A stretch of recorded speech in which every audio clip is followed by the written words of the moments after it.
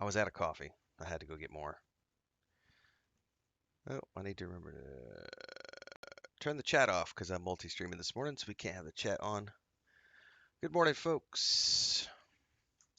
So, um, I am late this morning. I usually start my stream like 2 hours ago.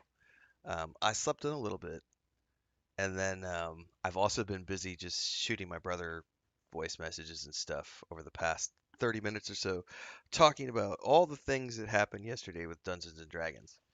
So, I didn't even pay attention because it's Gen Con. Gen Con's cool, but like I don't do a lot of tabletop anymore. And to be honest with you, I love Dungeons and Dragons. It's the rule set I'm most familiar with. I've created supplements for Dungeons and Dragons. I have a lot of time in in the many worlds of Dungeons and Dragons since I was much younger.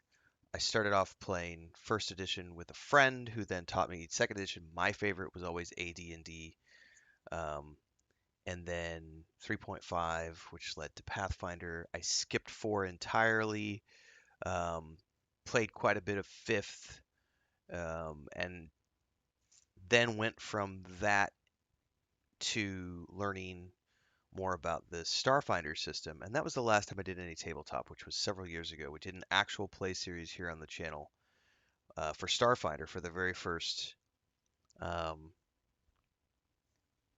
module that they did. Babylonia was there, Gila, I think Mujin. I can't remember if anybody else was part of that, but that's got to be like 4 years ago now. Anyway, yesterday we're gonna watch. By the way, we're gonna watch it today. We're gonna watch this morning. This was the Vision keynote from last night. I did not watch the full thing. I jumped through yesterday um, and um, did not watch the full thing. So yeah, we're going to take a look at this today and watch through this morning as I sit here and drink coffee.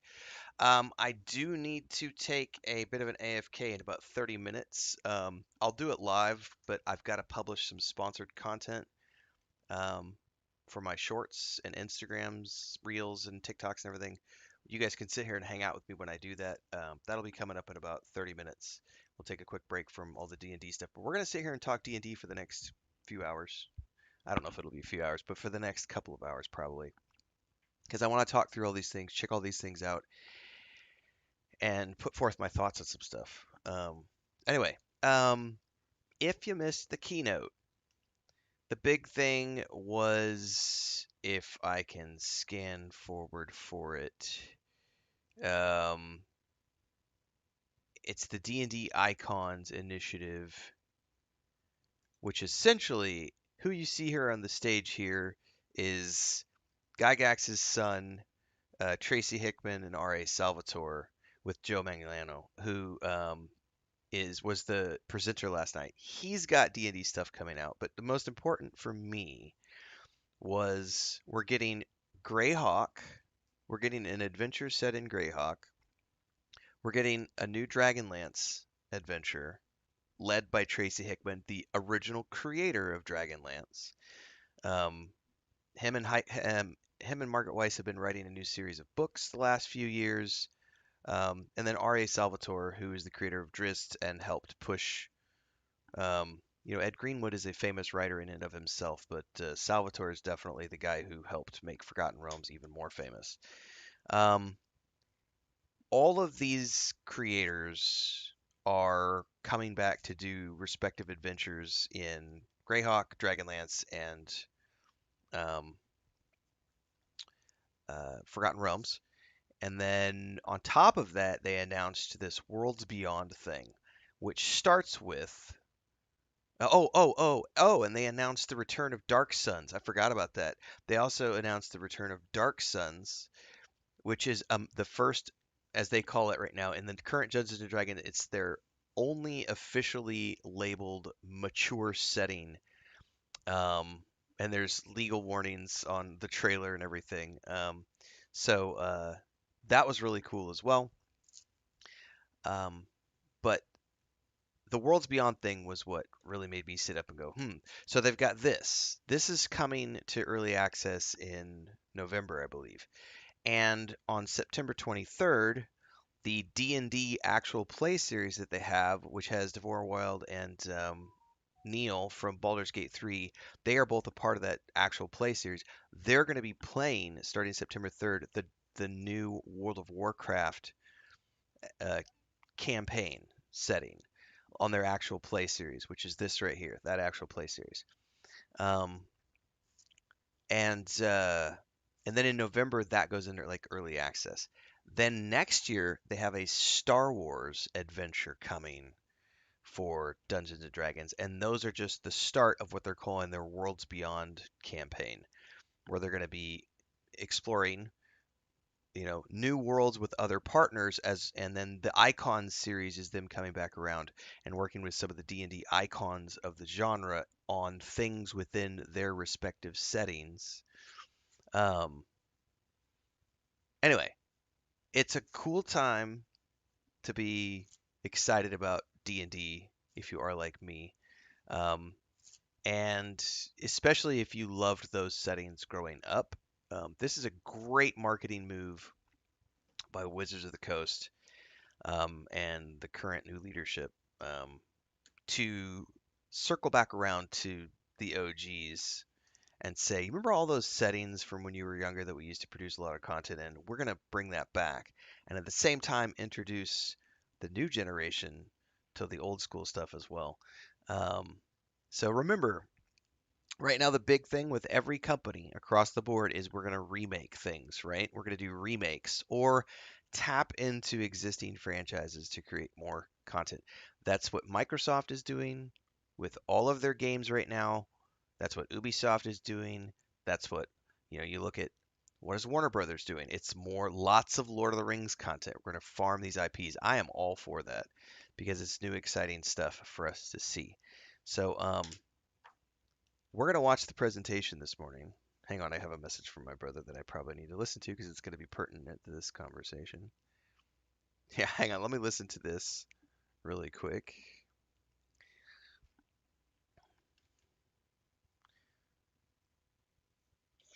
Yeah, a lot of cool stuff coming. And like everybody, I think is getting to the point where like the older generation, like you guys, the older gamers and whatnot, are sick and tired of all this like modern BS of games, like instant gratification. And like you've got players like me who are like, yeah, like all these video games suck. And he just reminded me of something too. The other thing too is, for me personally, one of the reasons I'm really excited about all of this, as I'm listening to his voice message here, is uh, I love the Forgotten Realms, and I have decades in the Forgotten Realms. It is not my favorite setting in Dungeons and Dragons, and so the last Forgotten Realms thing that I played was Baldur's Gate 3, and phenomenal game, but outside of that, oh, and we did watch the new Chris Pine movie after I played Baldur's Gate 3, so there was that as well. I'm trying to think if there's anything else. I don't think I've consumed anything Dungeons and Dragons since the film. Um, or I should say Forgotten Realms.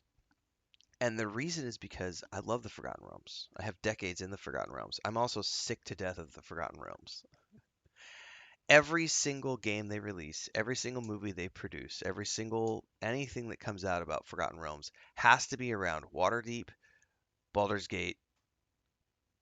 It has to be these three major cities. It has to have owl bears in every single thing that we do. There has to be a dragon in every single thing we do. There has to be bugbears in every single thing we do. There has to be, you know what I mean? It has to have the mimics. It has to have mimics and owl bears, and Elminster should probably make an appearance. But at the same time, I don't feel like there has been any originality in the Forgotten Realms scene for a very long time.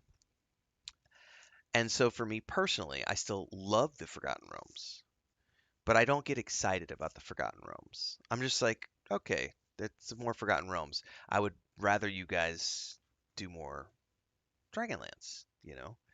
And they're going to do more Dragonlance now. So now I'm sitting up and going, and Dark Sun's making a return. That's like a Conan slavery, racism, eugenics. I don't know how much of that they're going to be bringing back to the modern version um, of the game because it had a lot of like stuff that is nowadays considered controversial, a very adult setting. Um, anyway, um, I would love to see things that aren't Forgotten Realms because we already have two TV shows that are coming up. What are they based on? Forgotten Realms. Both shows are set in the Forgotten Realms, and I'm like, oh come on, can we please get something, something? Hang on, let me listen to the rest of this message.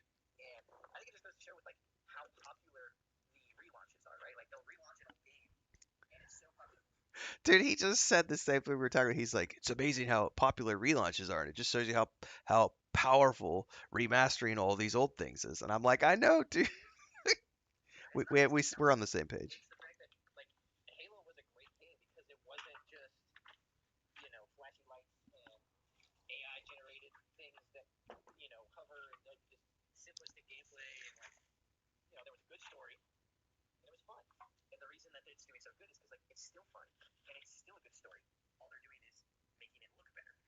This is I published that short yesterday on Instagram and TikTok, which he's talking about right now, which is the Halo remake is a good example of something where the original is just so good. Like Skyrim, it can be remade over and over every generation, and it will keep selling like hotcakes because it was just so good.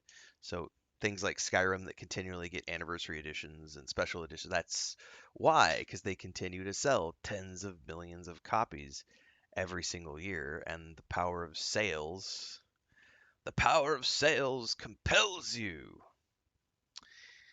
Also, good morning, everybody. If I didn't say good morning earlier, Studman's there, Raven's there. So D&D is following Magic the Gathering's lead. It sounds like yes, that is the case. DSM says I have almost zero D&D experience, never played any tabletop other than Warhammer. I mean, it's similar to Warhammer, not the same, but definitely similar. All right, hang on a second here. Okay, there we go. I had to refresh some stuff. Let me go back to this tab.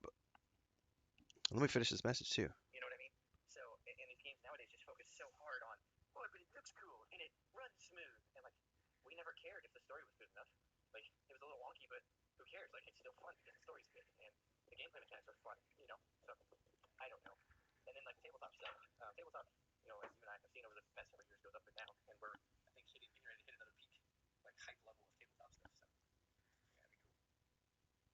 All right. So we're definitely because there's all this interesting stuff. I don't know how many of you remember a few years ago when I was in the middle of publishing our tabletop stuff. We had originally made it a fifth edition supplement, and then Dungeons Wizards of the Coast did that thing. That's got to be like three. It was like 3 Januaries ago, I think. 2.5 years, maybe. I think it was like 2.5 years ago, something like that. Um, 3 years ago. I don't know, somewhere in that ballpark. Wizards of the Coast had a big legal kerfuffle because of Dungeons and Dragons because they went back and they tried to say that they were going to revamp all of the fifth edition rules that had allowed people to make supplements. Um, and they tried to revoke rights and say that everything you create in the rule set moving forward is it created this huge legal upheaval in the tabletop community. And Paizo came out and created their own brand new updated version of the rules that everyone could use, pushing people over to the Pathfinder and Starfinder rule sets, and that sparked this whole upheaval of tabletop RPGs and creative things. It was for those of you who don't understand how that works, when chaos like that happens, creative shit bubbles to the top because of it. Stagnation doesn't create anything. Conflict, a lava eruption, creates new life. And so the chaos that was all this stuff a few years ago has now gone down and fertilized the soils, and we are now getting a rush of really cool content from all sorts of different places. I'm not intimately into the TTRPG scene anymore, but there's never been more actual play series online to go watch. You're seeing like D&D has their official new series with Devora Wild and Neil from Baldur's Gate 3. They're running that actual play series. Critical Role is in its like fifth season. Dungeon Dudes have done like two actual play series now with what is her name? She's God of War Lafe. She's from forgetting her name now. She's in Daredevil. She was in new God damn it. I'm blanking her name. She's in the upcoming God of War Laufey. She's like DM'd two different series and she's starred in one of the Dungeon Dudes show. Like there's a lot of actual play stuff out there right now and we're definitely hitting this peak of there's lots of creativity across all these different rule sets and there's lots of really cool tabletop stuff happening across everywhere because the tools are becoming better and easier to use and there's more of an audience than there's ever been. On a side note, before I get too sidetracked, my brother introduced me to this thing called Dragon Realms, which I'm going to do a review on, or Dungeon Realms. Sorry, I'm going to do a review on this. This is a very quick side thing. It's a it's I think an early access, but it's an app that you can play tabletop on with your friends and it's just like regular old tabletop, but instead of doing it via the table or via a Discord call or something, everybody could just do it on their own time. And so it's kind of like when you have 10 minutes, you can hop on your phone and read through the actions that the rest of your party members take, choose your actions, roll your dice, everything else. It's we've been testing it out. I'm going to do a review on that soon. So what I'm getting at with that conversation though is that there's never been a better time to be into tabletop because all of the tools that are at our disposal to let us play in various different ways, from actual play series to YouTube series to Discord calls, to doing it through Zoom, to doing it in person. Um, so this kind of stuff is really really cool.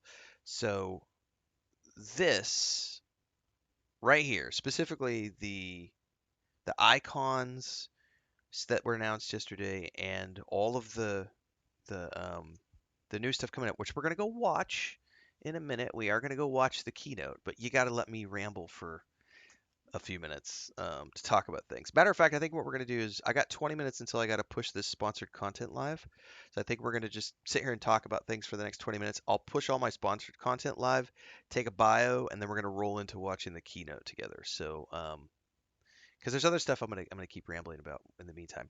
Um, this right here excites me so much because but the Star Wars thing was the one that made me sit up and go, oh shit. Um, I have not been, I haven't done any tabletop now for, like I said, it's been like 3 plus. Whenever we published all of our stuff was when the last time we played. And then I did an actual play series with Starfinder. I'm gonna go look up when I did that because that was the last time I did anything. When did we do our Starfinder series?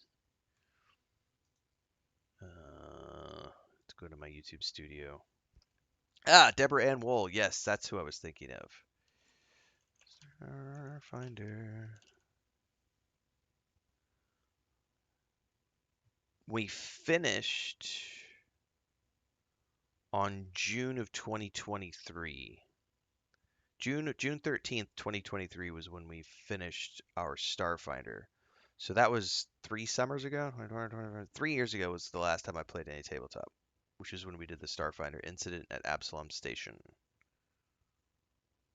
which we did through um, Fantasy Grounds because I have a permanent pro license to Fantasy Grounds.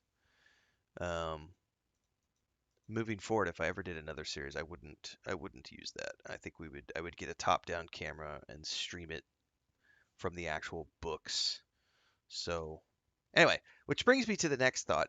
I have ideas percolating right now, and I would say that in some way, shape, or form, you're definitely going to see a return of TTRPG on my channels.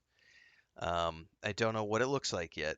Uh, it's been 3 years since I've done anything on my channels with tabletop, or done anything with tabletop after we published all of our stuff.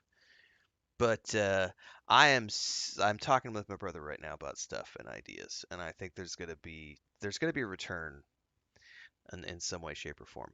Because I've already got ideas about ways I can do, a side camera for my stuff, and then a top-down camera to show the dice rolls and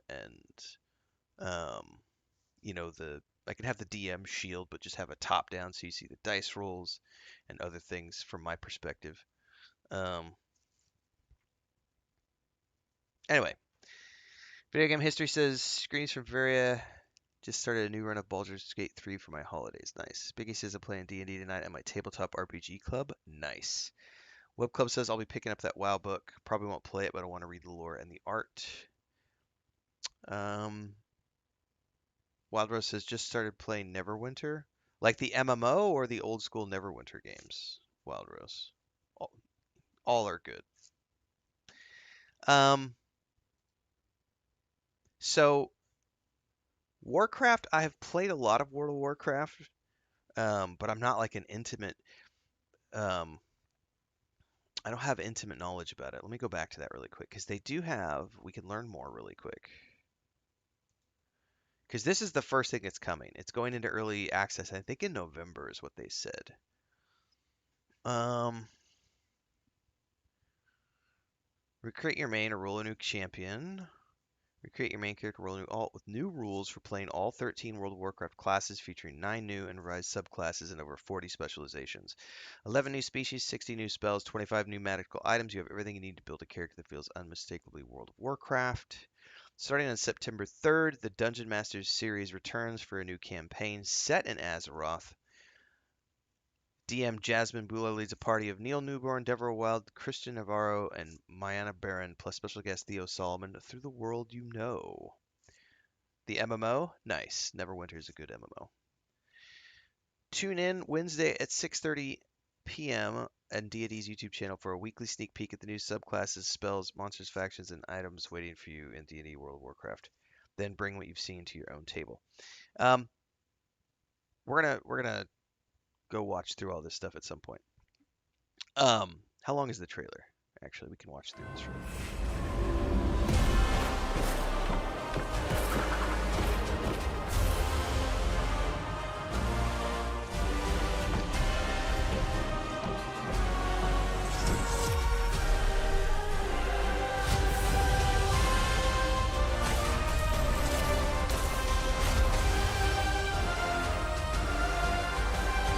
That's a cool way to have all the.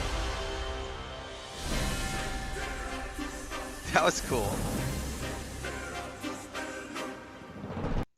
So they have all the iconic World of Warcraft trailer clips showing in the dice roll as it happened. So early access for that begins on November 3rd. So I don't know when the full release of that. But um, that is, I'm intrigued by that. Um, Intrigued at the very least. But what I'm really excited about is the icon stuff and the Star Wars announcement. So Star Wars is coming next year. Um, and Star Wars I definitely want to do. Like World of Warcraft, I'm kind of like, meh, that could be fun. I actually pitched it to my brother. I was like, I wonder if the kids would like doing the Warcraft tabletop um, instead of doing Lord of the Rings online like we were doing, because they're on a break right now. We'll come back in the winter to play something together. And I was like, what if we won't? I wonder if the kids would like doing this, because they've both played Warcraft and they understand it from a video game perspective. So my nephew already loves D&D and has wanted to play, but we've just never played with him. He's been, he's 11, 12 years old, so um, and he has lots of other hobbies. So, but that might be something we do together as a family. We'll see. Star Wars, I definitely want to do. I'm definitely doing whatever Dragonlance is coming, which means I also probably need to take the time to read the new books um, that Weiss and Hickman have written, because I guarantee you the new campaign setting is going to tie into those new stories that are being told. Um, I would bet, I would bet a chunk of cash. Um, the Greyhawk stuff will be brand new. I'm not sure what they're going to do with the Legend of Drizzt stuff yet. But these all sound like they're going to be just the supplement books with like an adventure within it and all the tools you would need to run. Now, Dragonlance might be a little bit different though because uh, unless they use existing, they did something last year with Dragonlance too, a couple years back, but it was like a campaign thing during the actual wars. And it wasn't tied to any of the novels, so Um, I don't know exactly what they're going to do with Dragonlance. The Legend of Drizzt sounds like they're just going to do a one-off adventure in Forgotten Realms because players already know it, and then just have it be tied to the character of Drizzt. If I had to guess, that's what it's going to be. R.A. Salvatore is going to write it, and it's just going to be a big adventure around or including Drizzt. Greyhawk, they can go crazy with because they can mine stuff that's 30 years old that no one's seen.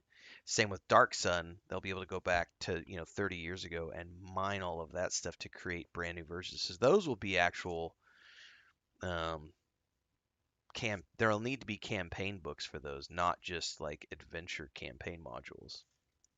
There's a lot of stuff to cover in those. Um, Semper says I don't know D&D that well. Is this a board game announcement? Tabletop RPG announcement, yes, for all the tabletop stuff. Yes, put it in story mode. Dungeons and Dragons can be overwhelmingly complex to new people, and Baldur's Gate 3, if that's your first introduction, I think DSM said something about that. I'm too impatient. I keep bouncing off it. The best advice I can give to somebody if they've never played D&D or they're not familiar with D&D and they want to go play Baldur's Gate 3 because it won all the awards, put it in easy mode. Put it on easy mode. Put it on story mode, please, because it's an amazing experience. You don't need to learn all the rules to start playing. Just start playing. As you get into the game, you'll start to understand how all the mechanics work because you're like, oh, okay, so I can jump over there. I can lift that thing. I can use Magic Missile to do this. I can use, you know, Hideous Laughter for this. I can use Featherfall to do this. I can use Invisibility to do this. That's how sneak attacks work. Oh, okay. So then I could, and once you start doing that, it opens you up because you have the freedom. And it's no different than training wheels on a bike or the first time you go to the gym. You're not going to jump in and lift the 70 pound fucking dumbbells. You're going to start with the 10-pound dumbbells and work your way up. So definitely, I would do a replay of Baldur's Gate 3 at some point. At some point, I think. All right, what time is it? I'm 10 minutes out. I'm going to go ahead and take the moment to get some stuff prepped because I got to do this sponsored stuff before we go any deeper. This will take me probably about 10 minutes to do so, but I got to get stuff ready to go.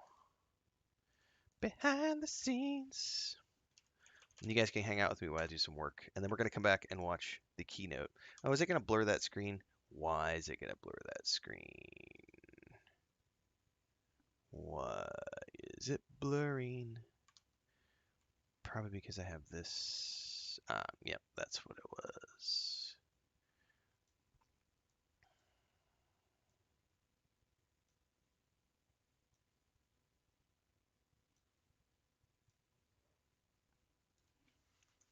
And if you have questions while I'm sitting here doing this really quick, guys, you can let me know. But or comments about all the things.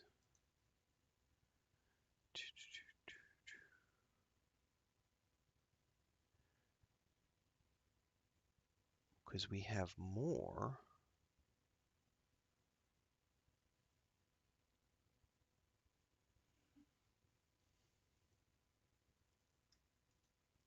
Where did this go? There it is. Story mode for life, right?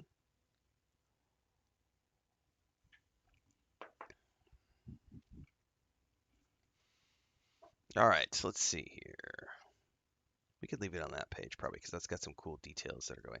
And I'm gonna go ahead and I don't own any of the new Dungeons and Dragons books or anything, so I'm gonna go make a big purchase. Uh, Probably What is this? We're at the end of July. Not today. I'm gonna wait till next month so I can have it on the next month's billing cycle.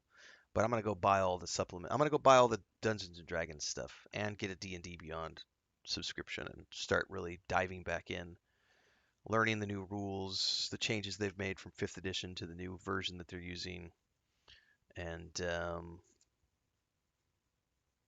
we're gonna do something. I got ideas.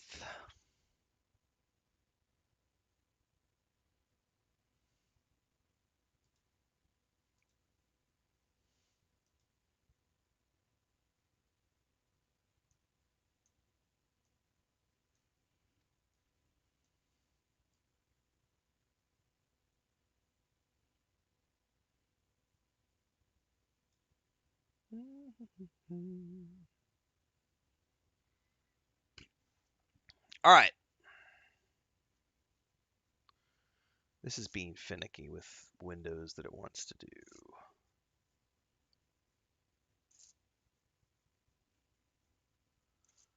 Imagine learning to drive by starting in a manual rally car in a race. Start with story mode. All right, let me get this stuff done. I'll be right back, everybody.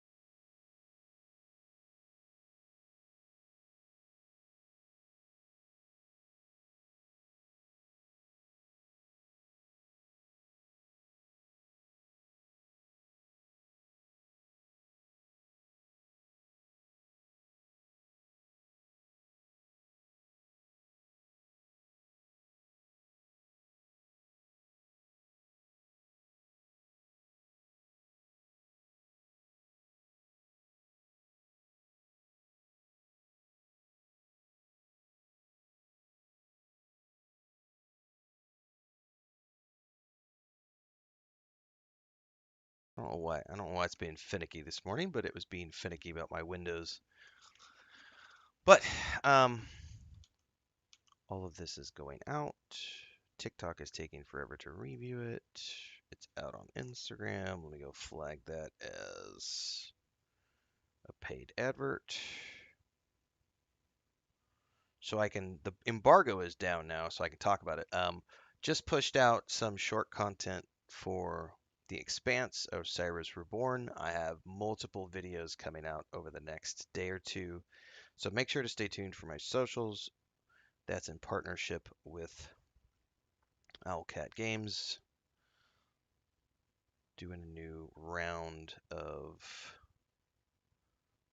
publicity for The Expanse game. And of course, because I am a responsible individual, I flag everything as branded, ad, gifted, disclose that I'm making money from it. Gotta do that shit. It's very important. A lot of creators don't do that, and they are breaking guidelines for whatever region that they live in. So if you're going to do sponsored content at any point in the future, kids, please disclose that shit so that you don't get in trouble with tax authorities and so on and so forth.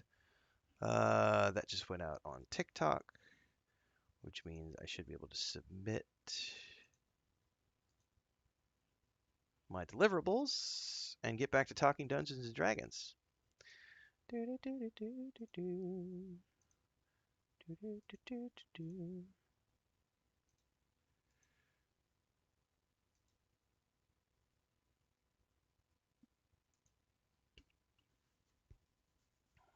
then later today, after the stream, I will do some more stuff for them.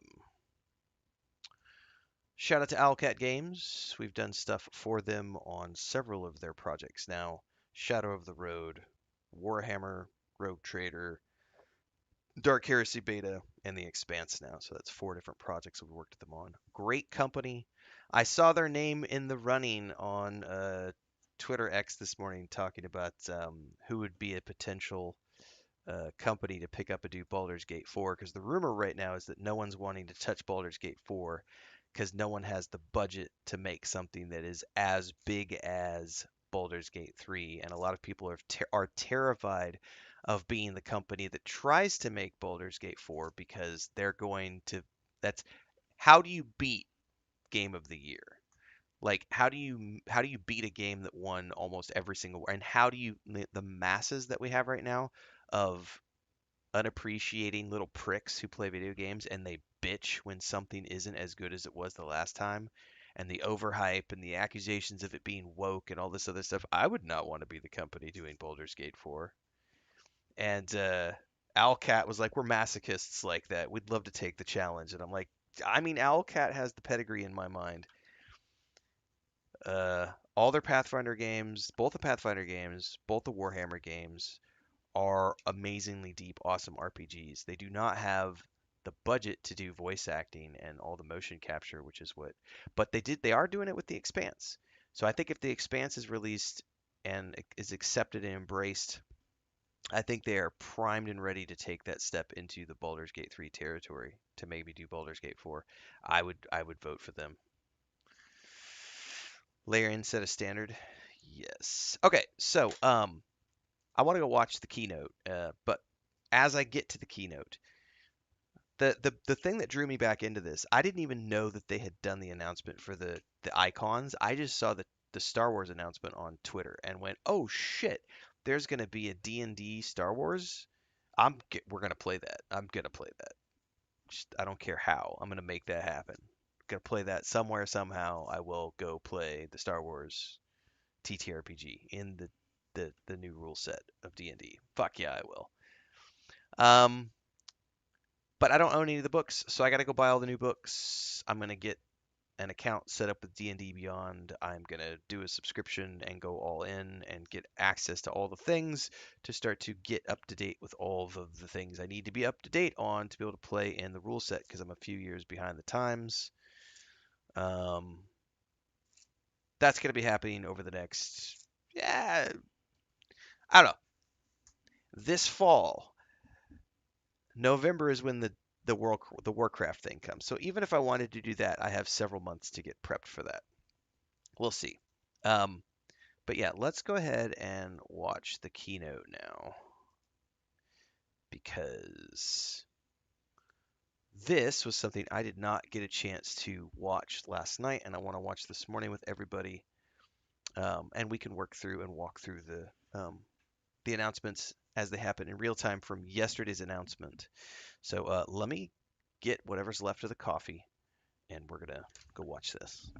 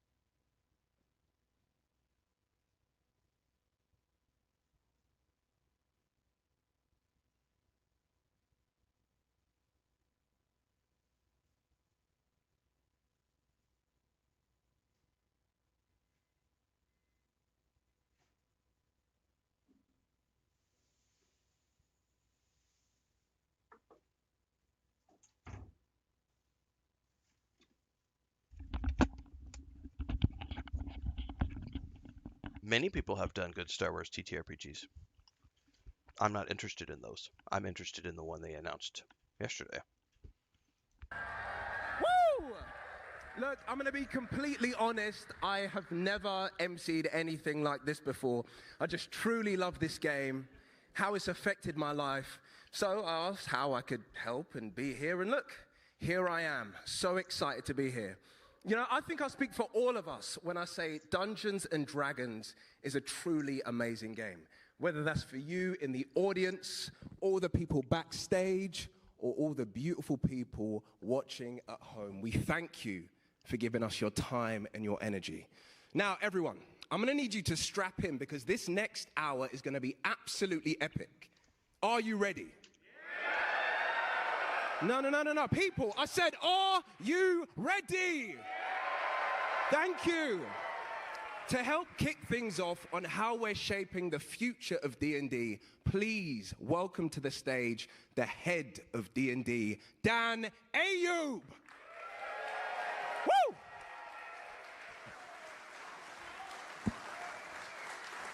Hello, Gen Con. How are we doing tonight? Right on. Hey, welcome everyone. Welcome to D&D's long overdue return to Gen Con. Right? This one is special to me for a number of reasons. It's a bit of a milestone for me. I think I took over the franchise like 4 days before the last Gen Con. So it's kind of my 1-year anniversary. So thank you for all coming out to celebrate. And I could not be happier to show y'all what we've been up to for the past year. This year has been a year of intense planning for the D&D team. So I can't wait to go through it with y'all tonight. So hopefully you're all ready to have some fun and see some surprises. So this is for me. I see this, and you look at what just happened. I talked about the legal kerfuffle that happened a couple of years ago. That leadership has left. He is the new leadership. He is now. His job is to figure out a way to heal all the damage that all the Wizards of the Coast D&D people like that's all got to be healed now. The old guard has left and he's faced with how do I keep the brand relevant and move it into a new light. And I think what the announcements yesterday made were an admirable step in that direction. It got my attention. It made me go, well, you got my money. Lean into that nostalgia. Ain't nothing wrong with that.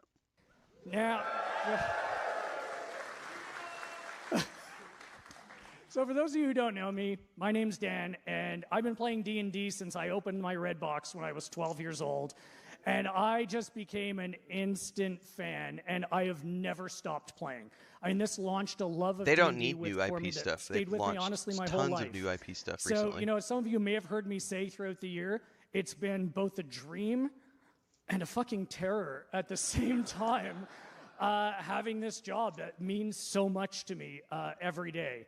So, one of my biggest goals coming in was to bring everyone back to the table, right? Get everyone back and remind everyone why D&D has been what it's been for the last 52 years. They've had so much new stuff that has dropped over right? the last Bring it back year and to a half, all of 2 you. years. Bring it back to our players. Bring it back to the This hobby announcement stores where it all appears to began. be Bring this it back whole to video presentation. games. Bring it back to where it belongs. Top of mind for all of us. So this whole presentation is about them essentially saying, we've spent the last couple of years with the new rule set, pushing out new content, pushing out new content, pushing out new content. Now we're going to take a pause, and we're going to do all this really cool old stuff, which is what every company is doing, and it's a smart thing to do in terms of, and I'm going to use a dirty word here. You want to You want to exploit your IP. That is literally the term for it. It makes people cringe. They don't like that terminology. It feels dirty, but it's true. If you own a lot of IP, you need to exploit that IP from a business perspective, but you got to do it in a way that is fun and creative and keeps the fans on board. And this is it's a great direction for Dungeons and Dragons in my mind. Big fan of all this stuff. So, this is more than a game. This is a cultural powerhouse that has touched every aspect of entertainment. But we can never forget the soul of Dungeons and Dragons. The soul are the players around the table, right? Building adventures together, building memories together. And that's the theme of this whole night tonight. We're going to talk about how we're going to help protect that experience and grow it for the next 50 years or more.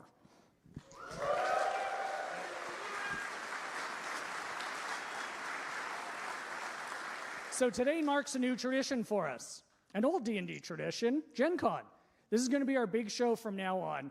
And as I said at Gamma, every Gen Con we're going to share our upcoming roadmap with you for the coming year. So we got a lot to get to tonight. So yeah. All right, Theo, we got a lot to do. You ready? After all that hype. There it is. Oh, yeah. It does look a little sparse on details, Dan. Yeah, while I'm looking at it, I think you're kind of right. Okay, that's fair, but you know what? Let's check again as we go through. I think that may fill out. Let's talk about the new dawn of D&D. What that means is everyone should have a D&D experience that speaks to them. Dungeons & Dragons is 52 years young, and that means that we have the responsibility of ensuring that all of our players have experiences that feel authentic to them. And as an old school player myself, this meant a really cool, some might say selfish opportunity for me to bring our history back to the forefront. I stand here tonight, I acknowledge, on the shoulders of giants. And these icons still have many stories left to tell. And I had a few goals coming into this job, and one of them was to create a dedicated line of D&D around these classic creators. And a couple of days into my job, at this very event last year, I sat down with someone was going to be a quick lunch. I think we ended up being together for like 3 hours. And we connected around our memories around Dungeons and Dragons. And we decided in that meeting to make it happen. So let's talk about that. I am so honored to bring up my collaborator and friend to talk about our first new line of the night, D&D Icons. Please welcome the Chief Creative Officer of D&D Icons, Mr. Joe Manganiello. Fuck yeah, this is a great announcement. He is a true fanatic about especially Dragonlance. I have faith under his leadership. We're gonna get some new Dragonlance, some good Dragonlance shit. Wow. Yes. If he was gonna be behind the live action series that was in development and then got canceled.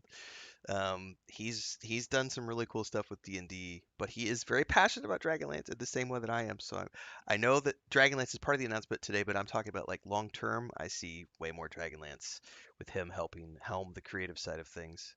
What's an icon? No, no, no, no, no. An icon could be an emblem. It could be a symbol representing sacred events, sacred gatherings, or a person widely admired, having great influence or significance, a sacred individual. We're gathered here at Gen Con 59, which is short for the Geneva Convention, which was founded in 1968 at the Horticultural Hall in Lake Geneva, Wisconsin, by none other than Ernest Gary Gygax.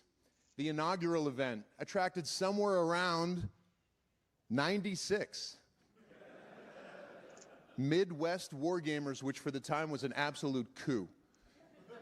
Today, the festival welcomes upwards of 70,000 people annually from all over the world.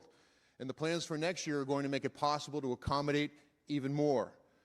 Now, no one can deny the power and vast influence of those 3 rules pamphlets that Gary typed up on a Smith Corona typewriter at 330 Center Street back in 1974.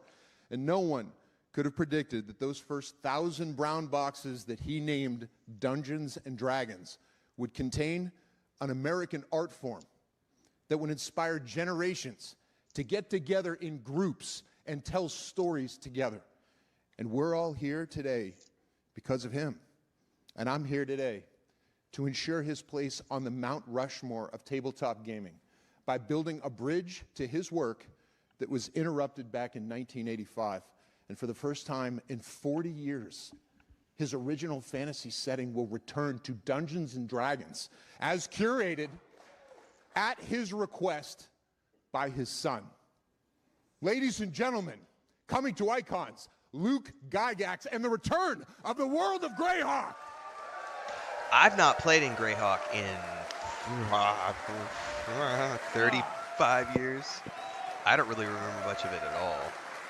Hey, thank you. Hello, everyone.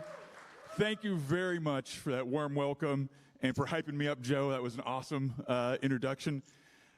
This is an incredible moment for me personally to be working on Greyhawk and Dungeons and Dragons, and being part of the Icons is amazing. To be able to put the Gygax name on the front of an official Dungeons and Dragons product, again, is something I never dreamed of. Absolutely amazing. And what better could I be working on than Greyhawk through the eyes of my character, Melf.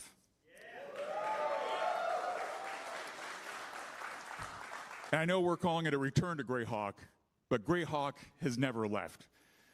And it's going to be amazing to have new 5e Greyhawk material, but Greyhawk has been around for decades. It is the original Dungeons and Dragons setting.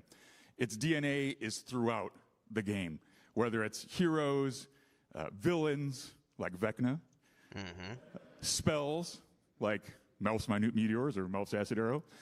But it's been around, since the 70s, before even the Gazetteer was published. And that's just a testimony to the power of the original Dungeons and Dragons setting. And I'm very excited at what D&D is doing, and we'll hear more about that from Justice Arman in just a few minutes. Thank you, Luke.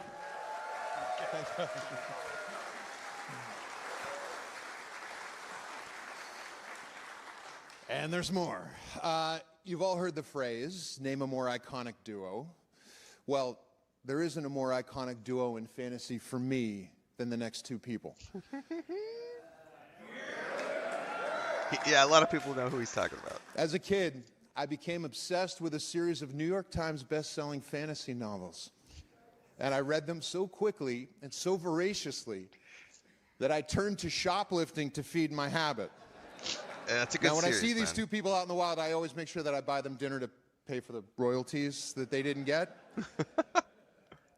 I had a red box on my shelf previously, but I didn't fully understand how to create and inhabit a fantasy world until I found Dragonlance. Dragonlance is such a good series. Yes. So my first phone call Hang on, as the I gotta chief stop. creative officer. I gotta pause. A ton of, like he was saying, spell names, etc. All the OG rule sets, a lot of the classic monsters, like he said, Vecna, those all started in Greyhawk. And then so you know how Forgotten Realms is the official setting of Dungeons and Dragons right now? Like Forgotten Realms has been the official setting, I want to say, for like 20 years now. But for the first, I can't remember, like decade or so, like especially through the first edition of Dungeons and Dragons, Greyhawk was the setting. It was all Greyhawk. So all the spell names and creature names, the monster manual, all that stuff was created, and many of those things have just carried on as classic Dungeons and Dragons monsters and spells and items as well, like the Hand of Vecna, the Eye of Vecna, those types of things. And those all started in Greyhawk. I did a video a few years ago on the history of Dungeons and Dragons because a lot of people don't realize that it has done so many other worlds. And especially I saw some newer generation crying on Twitter X last night about how, oh, you know, they're so desperate, and this is a newer generation. They're so desperate to remain relevant that they're trying to use other worlds in the Dungeons and Dragons setting. And I went, y'all are stupid because Dungeons and Dragons is a rule set, not a setting. Dungeons and Dragons has always been the rules, the D20 system. That's Dungeons and Dragons. It's always had the dice is a part of the logo. Like it's a system by which you play these settings, and the monster manual and the player's handbook and the dungeon master guide have been guides to those various settings that use the rule set. So there's been Greyhawk, there's been Dragonlance, there's been Forgotten Realms, there's been Dark Suns, there's been Torment, Planescape Torment. There's been all these different Ravenloft, like there's all these different settings within Dungeons and Dragons, and that is something the newer generation of players either doesn't know about, or in some cases people just have forgotten because it's been so long ago. But yeah, everything goes back to Greyhawk. Icons went to these two in the hopes that maybe they'd come back one more time, back home, to reestablish 40 years of canon and properly relaunch one of the most beloved and impactful fantasy settings of all time, and my absolute favorite. Ladies and gentlemen, no D&D Mount Rushmore would be complete without Margaret Weiss and Tracy Hickman and the return of Dragonlance. Hoo-yah! Again, another setting that uses the Dungeons and Dragons rule set.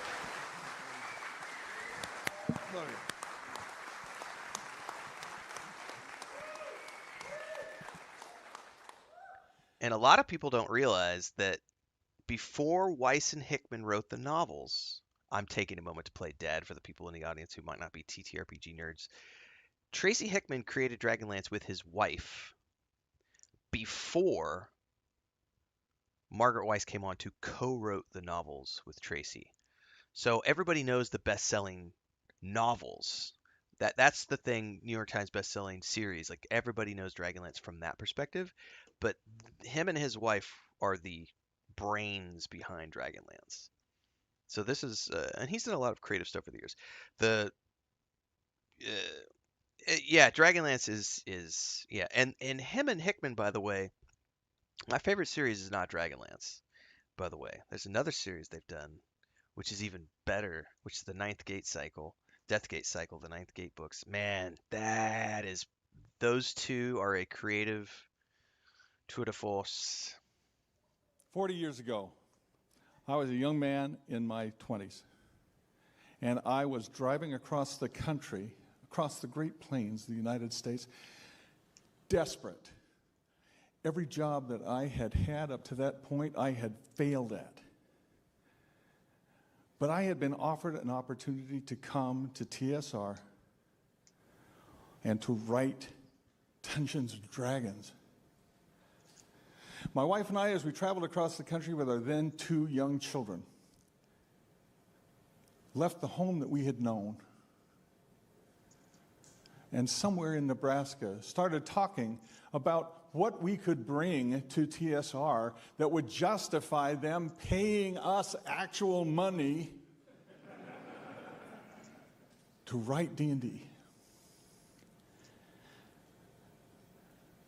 We had this world that we had thought of that had warriors riding dragons into battle. I wanted to call it Dragon Back.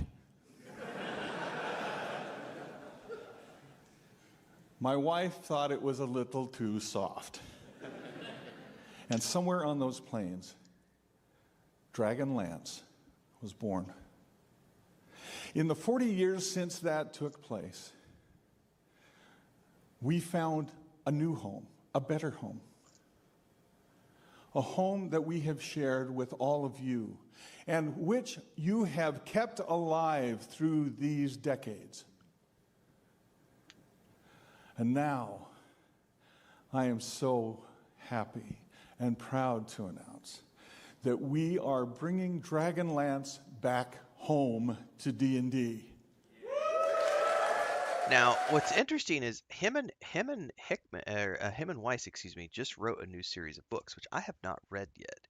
So I'm very curious. I would bet they're going to be tying this new Dragonlance stuff into the new books, but I don't know how they're going to be doing it yet. I can't wait to find out more for sure.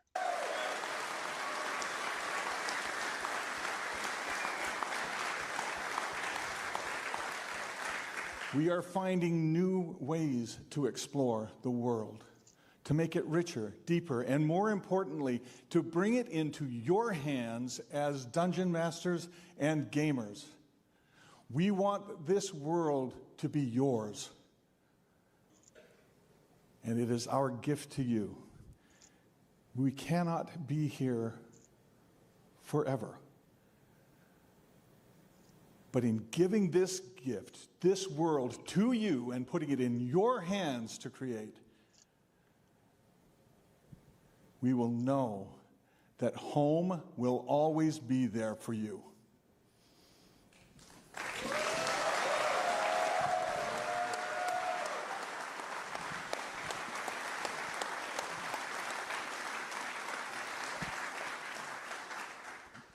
Ooh. Like a lot of people my age, I grew up at a time when Dungeons & Dragons was unjustly vilified and blamed by parents and the religious right for death and destruction and the overall corruption of the youth. There were book burnings and witch hunts carried out by evangelists, and even a piece by Ed Bradley in 60 Minutes with your dad that unjustified went after Gary. But we were the generation that was galvanized by this pressure. We knew they were wrong, and it brought us all together. And we're now the generation that's in control of music and entertainment and art. And guess what? We can do what we want. And we want to play Dungeons & Dragons. You know, there was always something alluring and dangerous about D&D back in those days. It felt scary, like we were all doing something we shouldn't have been doing. Like those orange spine books and box sets were magical tomes and grimoires containing portals to new worlds and spells that could transform our ordinary lives into extraordinary adventures. And that is exactly why I created Death Saves. So this is his At project. first, it was a way to harken back to the aesthetic and feel of that era through streetwear, but now it will serve as a vision of doom for the Dungeons & Dragons multiverse, as a playable world shaped by world-shattering events. The Blood War is ended, and darkness prevailed, and the world hangs on by a thread. You and your companions can seize the opportunity to take the battle to the doorstep of the Demon Lords. And that's all I'm going to say about that right now, because we'll be playtesting it tomorrow live for the first time here at Gen Con, so you'll all be able to get a sense of the depths that Death Saves will be taking Dungeons & Dragons into the future. I don't think I have time to catch that live today, but I'm definitely interested in watching him do an actual play series in the world. So somebody asked earlier, was there any new IP announced at yesterday's? This was from yesterday. Yes, this is new IP. So he's the new chief. What was his title? Chief Creative Officer, I think. He's in a creative role in the Dungeons and Dragons brand now, which is awesome. And he's spearheading the D&D Icons group, but also bringing his own IP to the table. So this is, they're doing multiple things, and this is one of the new things that's being announced. And due to popular demand, Yes, I'm relaunching Death Save Streetwear with a special D&D capsule collection centered around the visionary art of Gerald Brom.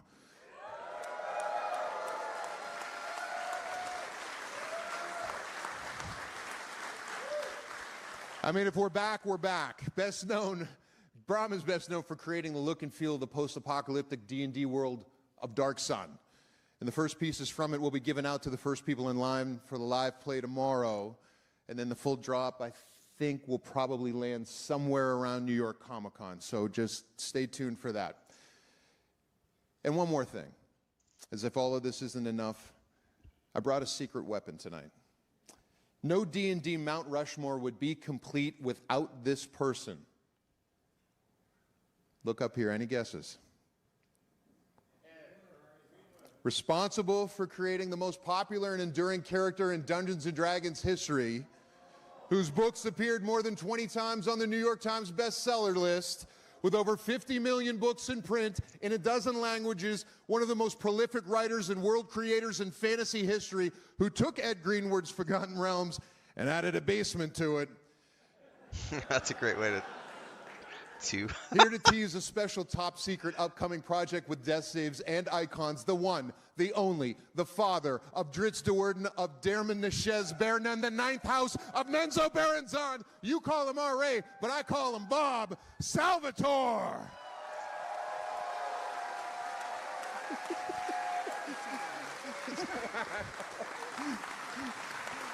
Hello. I got to talk? I just got off a plane. Yeah, about 2 weeks ago, they said, hey, come on out to Gen Con. I'm like, what's going on? Oh, you'll see. This feels really great to me because, you know, I've been with TSR since 1987. Not as long as Tracy. But it's starting to feel new again a little bit, and that's what Joe's been going for. So I'm happy to be here, and we got some big plans just starting to stir. And do I get to kill a Wookiee? Okay, as long as I kill Wookiees, I'm happy. You know, this actually brings me back to like my first Gen Con, because I really haven't been around here much lately. And back in those days, I still remember the phone call when this whole thing started. And I won the audition to do the second Forgotten Realms book. And then Mary Kirchhoff calls me up, and I had used one of... am I supposed to be reading that? Because I can't even see it. Mary Kirchhoff calls me up, and she tells me I can't use Doug Niles' character because that's in the Moonshae Isles. And she says, you know, we want it in the Forgotten Realms. I'm like, all I know are the Moonshae Isles. There's no book out. There's no anything. So she had me come up with a character off the top of my head because she said, I need a sidekick for Wolfgar. And I said, all right, I'll get back to you next week. I'm at work. I'm working as a financial analyst at the time. And I said, she says, no, you don't understand. I'm going to a meeting. And I need a sidekick for Wolfgar. And I said, all right, listen, I'll take lunch. I won't take lunch at work. I'll come up with something. I'll give you a call this afternoon. And she says, no, you don't understand. I'm standing across the hall. Now, there's no cell phones at this time, by the way. I'm standing across the hall from the room where they're waiting for me, and I have to sell your book to the sales force. This is really important. I need a sidekick for Wolfgar. And I don't know why, and I don't know how, but off the top of my head, I said, a drow elf. And she says, a drow? I said, yeah, a drow. Now I start thinking about it. I'm like, this could be fun. And she goes, you want to do a drow? I said, yeah, a drow ranger. That'll be cool. Nobody's ever done that. She says, Bob, there's a reason. And I said, no, it'll be cool. And we're going on and on and on. Finally, she's like, you can't do that. I said, I want to do that. And we kept going and going and going. And finally, she just says, all right, we don't have any more time. You can do it. What's his name? I don't know how, and I don't know why, but I said, Dritz de Worden of Derman Neshez Bernan, the ninth house of Menzo Berenzan. Long pause. And she says, what? What's a Menzo Berenzan? I said, I'll come up with something. She says, okay, Dritz de Worden of Derman Neshez Bernan, the ninth house of Menzo Berenzan. Now I got it, right? She says, can you spell it? I said, no. And that phone call, and here I am, too many years than I want to count later, back at Gen Con, and it feels like it's all new again. So, thank you. Thank you.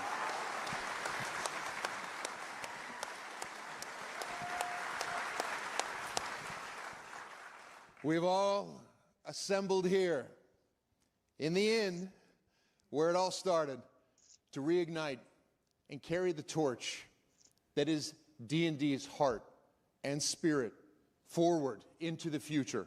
Behold, the first wave of Dungeons and Dragons icons. So I'm really interested because he says the first wave. So obviously, if this is successful, they're going to want to do more. I'm just very curious about where it goes beyond this, because this is a great start. This is a great start to a new initiative to get these classic worlds back into rotation. Classic stories. I mean, Forgotten Realms we know a lot about, but we haven't seen Drizzt stuff at the forefront in a long time. It's always just like um, they're adding new stuff, Draken. It's everything is using the new rule set, which is a variant of 5th edition. It's think of these are adventure modules and campaign settings using the new rule set. So if you go back to what they used to do in the 80s, no. I mean, they're probably going to it's not like one shots. The better way to look at this, if you go back to the 80s when TSR was handling things, there were many versions of Dungeons and Dragons.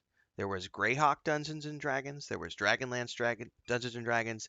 There was Forgotten Realms Dungeons and Dragons. There was Ravenloft Dungeons and Dragons. There were many different Dungeons and Dragons worlds that were in print. So you had a Dungeon Master's Guide, which taught you how to play the game. You had a player's handbook, which taught you how to play the game. And then you had a campaign book for the individual settings, and you would have adventure modules. So here's a campaign setting book for Dragonlance, and here are adventure modules for Dragonlance. They all use the Dungeon Master Handbook and the Player's Handbook, right? So that's all they're doing here. They have a new rule set, which they've been using for 2.5 years now. And now they are coming back with these worlds, Greyhawk, Dragonlance, and in the case of the Drizzt character, they don't have to do anything new with Forgotten Realms because that's been like the official setting for quite a while now. But these two right here, Greyhawk and Dragonlance, that's what those guys are now working on. Are new campaign books and new adventures. And if you look, which is the next part of the presentation, which is what we covered earlier today, they are also coming out with Worlds Beyond, which are different worlds from other IPs, starting with World of Warcraft, which is coming out this November, and then Star Wars, which is coming out next year. So it's going back to the way that D&D used to be back in the 80s, which was when Dungeons and Dragons was about many, many, many different types of worlds and not just Forgotten Realms. Because for like 20 years now, it's only been Forgotten Realms. And that's really all they've focused on. So this is going back to the way it used to be when Dungeons and Dragons is a rule set, and then within that rule set, there are all these different worlds, and you can go buy books for each one of these worlds and have a campaign setting guidebook, adventure modules that you can run if you want to, or you can use the D&D Player's Handbook, Dungeon Master's Guide, and the campaign book for your preferred setting, and you can create worlds and things to play within that setting. Not worlds, but adventures is what I meant to say. You can create adventures. So it's going back to the way Dungeons & Dragons used to be during the 80s, essentially. And I think it's a great, great move for the brand. They also announced, which I think is the next part, is Dark Suns is coming back, which is amazing.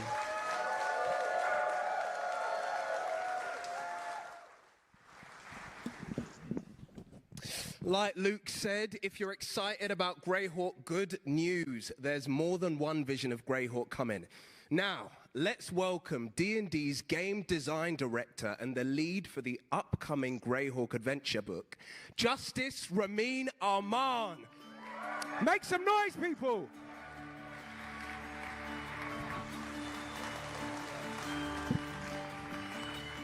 So back at GaryCon 2024, during D&D's Year of the Dragon celebrations, we hosted a tournament adventure for the 5th edition update of S4, The Lost Caverns of Sajkant, originally created by Gary Gygax in 1976. That adventure introduced us to Drelnza, the vampire daughter of Igwilf, the Witch Queen, perhaps better known as Tasha. After that adventure's debut, we're returning. So I gotta pause for a minute. So you know how Tasha is in, like, her spells are in the player's handbook, and like Tasha's spells are like, this is one of the characters that has carried over from Greyhawk into all variants of Dungeons and Dragons. The evolution of that character. To Greyhawk and expanding Drelnza's story, and you can play a part in it. Greyhawk, Crown of the Witch Queen, is a full-length adventure set in the world of Oerth. The adventure surrounds the return and ascent of Drelnza, who seeks to follow in her mother's evil footsteps and become Greyhawk's newest Witch Queen. Mm-hmm. Between Luke's projects and Crown of the Witch Queen, Greyhawk's fans are going to be well fed. Thank you, everyone, and happy Gen Con. So this is that would be the standalone adventure module.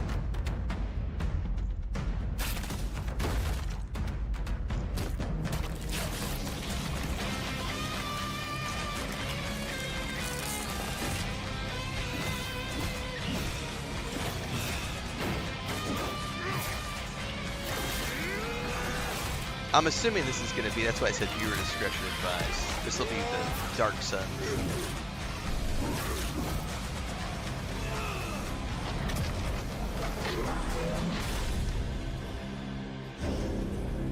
Announcement. That's next year. And that's an adult setting. Around that absolute lunacy, please welcome D&D executive producer Greg Billsland. Make some noise. Hey everyone, welcome to the blood-soaked world of Dark Sun, one of D&D's most iconic settings, and we are bringing it back in a big way as D&D's first mature-rated setting. So much so that the lawyers told us we had to shrink wrap it and put a label over it.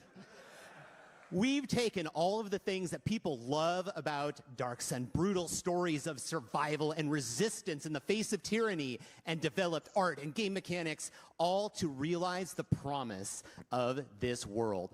The dying world of Athos is a brutal place where survival is its own act of defiance. Magic defiles the land, psionic monsters prowl the wastes, and tyrannical sorcerer kings rule through power and fear. And I am excited to share with you today some first looks at some art from the books. Tyr is the flicker of freedom in this dying world. Its sorcerer king Kalik lies dead, but the city's revolution continues. Tyr's flames forge its future and burn any who sympathize with tyrants. In Draj, life, gravity, and reality bend for the its dark omens and inscrutable ambitions.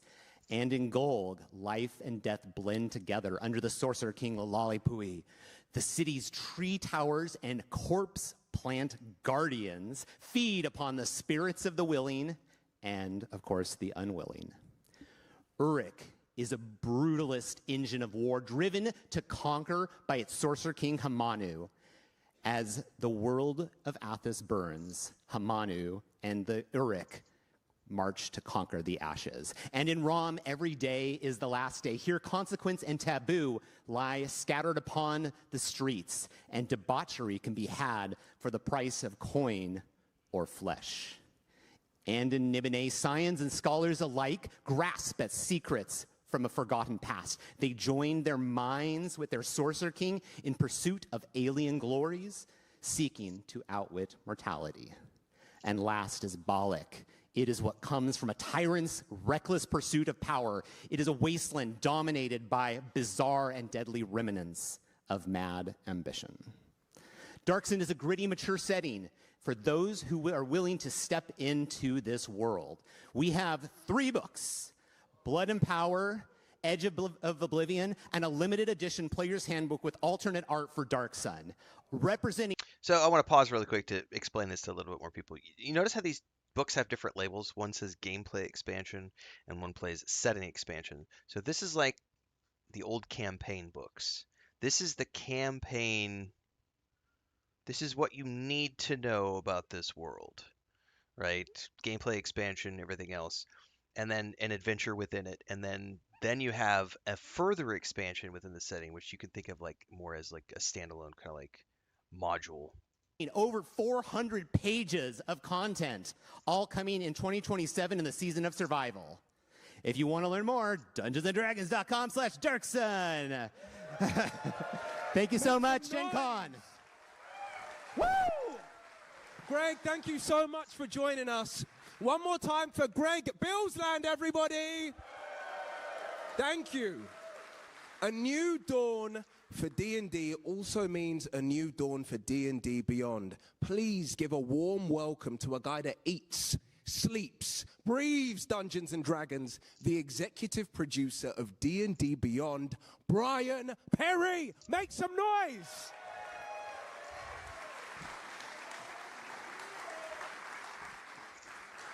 Nine years ago, D&D Beyond launched with a mission to make D&D easier to play. And then we forgot. We forgot our mission. But I'm back here tonight to talk about how we're going to make D&D easier to play together. Yes, we're adding one word to that mission. So tonight, I want to talk about together. That magical ingredient that makes D&D and tabletop role-playing games good for us, good for humanity, it's the people around the table. That's what we've been talking about tonight. And getting to play in person, getting to be present, that's the ultimate state. But it feels harder than it's ever been in our lives just to get together, and we all want it. That's what we want to focus on D&D Beyond, together. And we're going to start with connect and play. Let's talk about connect, because that starts right now with the launch of D&D. That's on me. I had to tab out to check something, and it messed up the thing. Hang on. There we go. dbeyond.com/LFG. If you are having a hard time finding people to play D&D with, this is your hub. First, for players looking for local communities, today we are launching a dedicated D&D event finder. And now WPN stores can post local events right on D&D Beyond. And you can find your next local group all right here. Yeah, that's cool. So that's like an app, because this will be available in mobile as well. Because this is the D&D Beyond is an app that you can install and everything else. Plus, is the website. This is cool. It still is predicated on people needing to put that information into the system so that it can be, so that it's listed, right? It's still going to rely on manual, a lot of manual stuff. Just the start of what we want to do for local game stores. Now, for players that can't find a local group, we want to make sure your first game is awesome with the best professional dungeon masters. So today we're also announcing a partnership with Start Playing. And for a limited time, this is going to be players paid. can feel confident they're going to have a great first experience with one of Start Playing's top DMs for just 99 cents. So this is a paid thing. So this is, I guarantee you, there's going to be a bunch of people who throw a hissy fit about this right here. They're charging for us. Yeah, they're charging. These are professional DMs. It's a service that puts it all together for you. You're goddamn right. It's going to be charging money. It is a literal convenience service so that you don't have to go out of your way to try to plan, meet up with a group, find a DM, and etc. So yes, it's a paying service. Get the fuck over it. Get over it. So also for players who use our D&D Discord server, there's also a totally rebuilt, dedicated looking for group section coming soon. All of this and more are available right now on dndbeyond.com/LFG.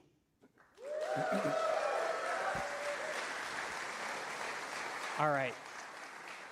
I want to talk about play next, because over the next few months, we get to roll out some of the top requested features that will make play with D&D Beyond easier and better, including rebuilding site search, one of our top pain points by far. I know, by far.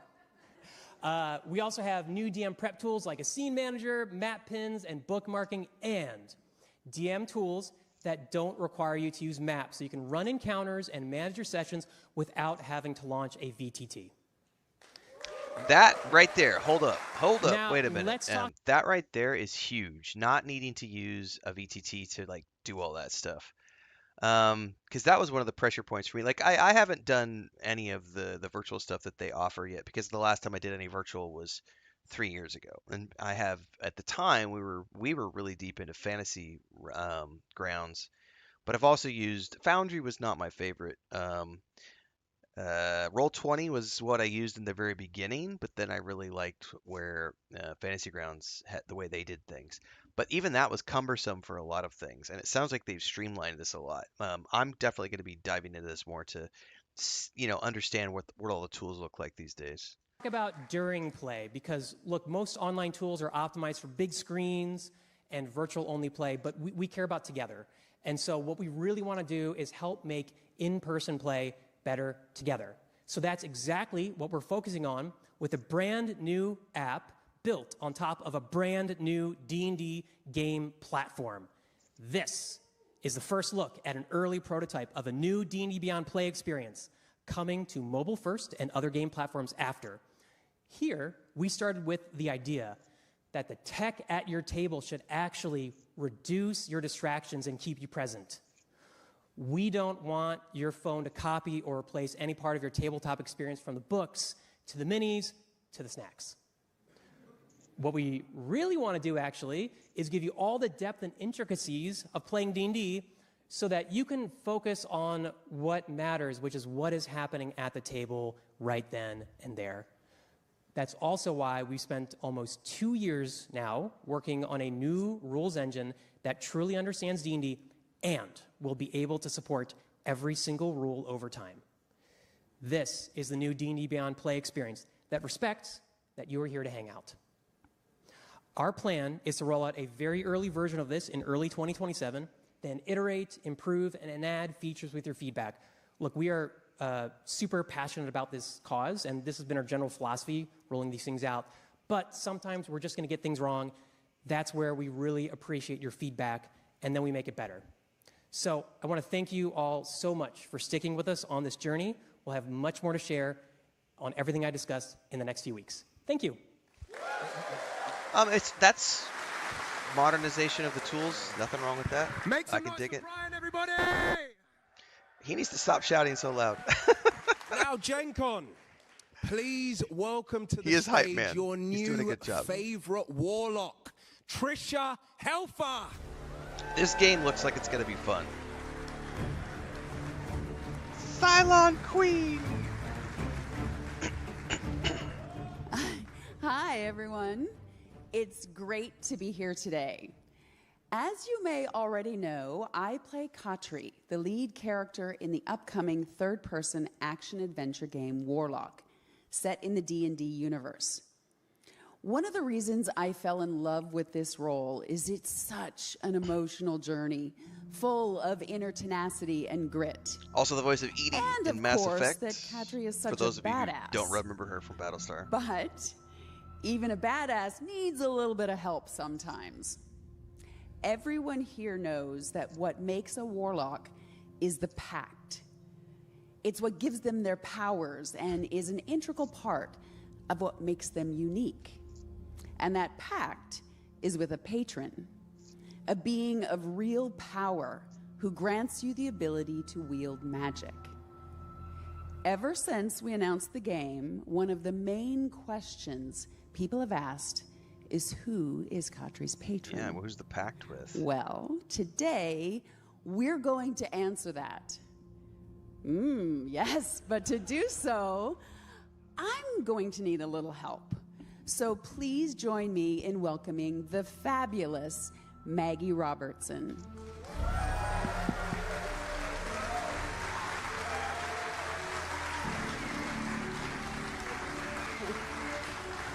Hello, everyone. Hi. Thank you, Trisha. So, some of you might recognize me as Lady Dimitrescu in Resident Evil Village. Yes? Good. Some others of you might recognize me as Orin the Red in Baldur's Gate 3. Yes, she is a character players love to hate, or love to love, depending on what you're into. We don't judge, okay?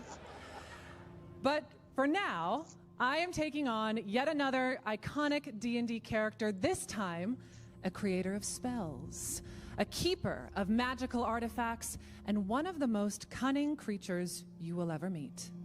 The extremely powerful Archfey, Tasha!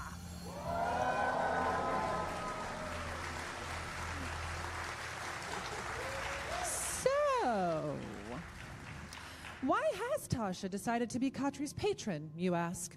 Well, we have many more reveals to come, but I can say this for now. Above all else, Tasha respects strength. She recognizes that Katri is someone who is determined to get what she wants at any cost, which Tasha knows can be used to her advantage. Mm-hmm. So that sounds like a fun you best story. I believe can't ain't wait to gonna play be this helping you game. with squat unless there's something in it for me. Okay? Yeah. Katri might have her own thoughts on her relationship with Tasha, but we can save that conversation for later. Also, that's a cool image and all, but can we get a look at Tasha's face? Oh, no. We're going to save that surprise for our gameplay reveal, but you won't have to wait too much Which longer. I think I saw was as August we'll be revealing 25th. gameplay for Warlock in just a few weeks at Gamescom Opening Night Live on August 25th. Yeah, that's what it was. So, I better see you all there. Or else. We can't wait to show you the game and share more about Katri's And Tasha's adventure. Thank you all for having us, and enjoy the rest of the show.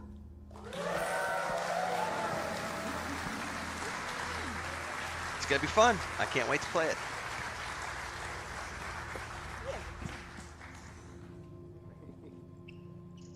Technical difficulties.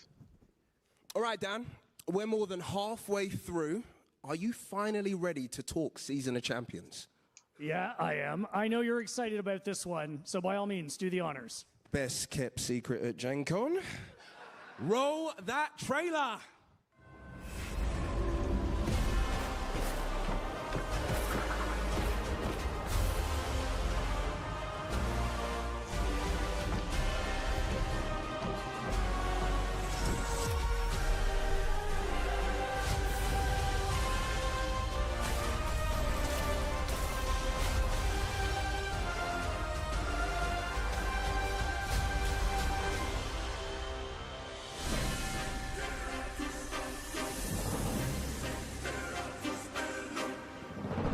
November, baby. Fucking cool, right? Gen Con, please help me welcome to the stage Blizzard Entertainment's executive producer of World of Warcraft, Holly Longdale. Oh, they brought Holly in. Okay.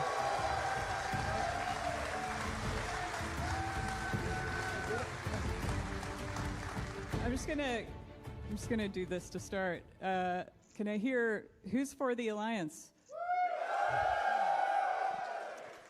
And Dan? For the Horde? Told you. Yeah, I know. So we're going from the PC to the desktop. Holly, what can fans expect? He's on script and she's off script. So much imagination, so much fun. When we hear about partnerships, you hear about a perfect match. This was just so obvious, especially with WoW. And we've got over 20 years of lore to play with. So we're really excited to be able to share this, especially given D&D are all about playing with friends, and WoW is playing with friends. So we can't wait for all the adventures we're going to have, and I want to see you at the table. It's going to be great. World of Warcraft and the Season of Champions will offer players everything you need for your D&D sessions in Azeroth. And we're just getting frickin' warmed up, gang. We'll have our Horde and gameplay Alliance. expansion, the map pack, minis, and a DM screen. I know, right? We can promise you're going to see a lot of familiar faces. Does anyone here know Illidan's catchphrase? Oh my God, that's amazing. All right, yeah. So lots of favorite locations and everything you need to recreate your main character or roll a new alt or maybe even try something new.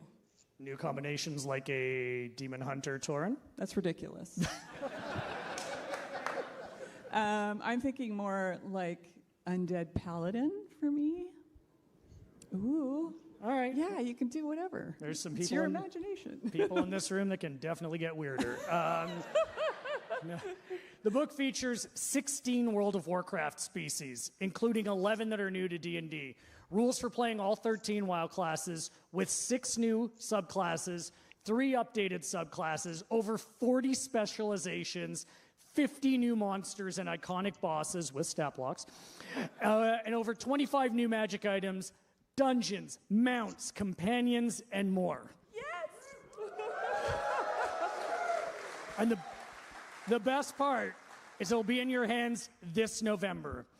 I even hear that there might be a display with everything we showed here around and some other surprises at the Hasbro booth on the Gen Con floor. So go check that out. Oh, and by the way, you can frickin' pre-order right now. Yeah, the Orders collector's alive edition this looks moment. pretty awesome, to be honest with Really, you. for the Alliance. For the Horde!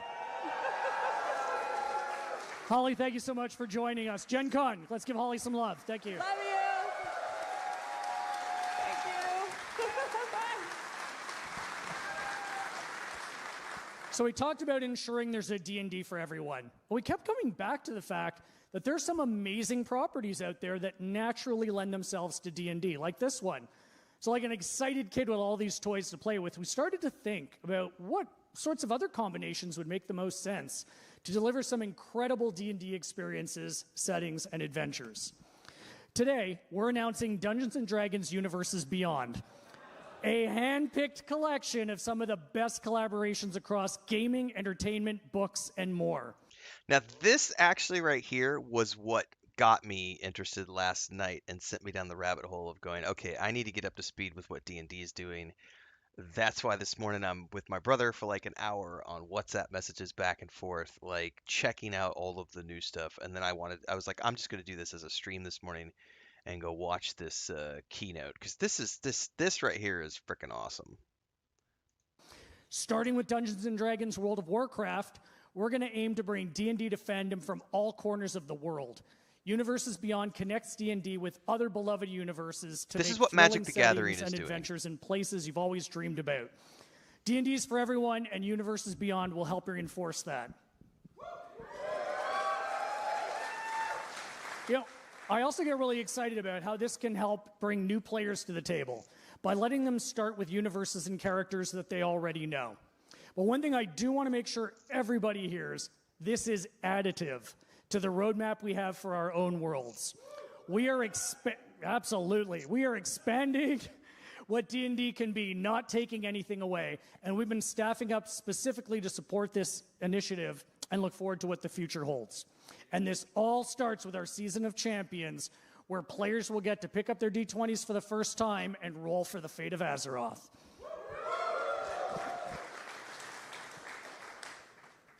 Thank you. Make some noise for Dan, people. You know what, everyone? As a newer D&D convert, one of the things that's amazed me the most is the creativity of the D&D creators. Whether they're working solo or starting their own companies, the team has got big plans with these incredible folks. And to talk about it, please help welcome back Greg Billsland, everybody.